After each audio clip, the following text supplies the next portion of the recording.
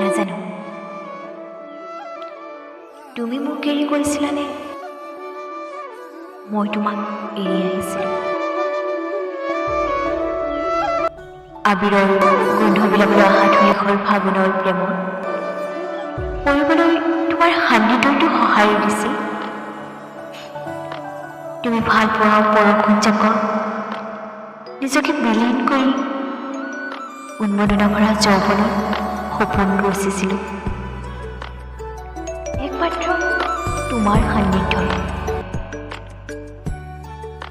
আৱতৰি ৰাখি বৰষুণ জাকৰ অপেক্ষাত আজি আছো জানা, তুমি আহিবা।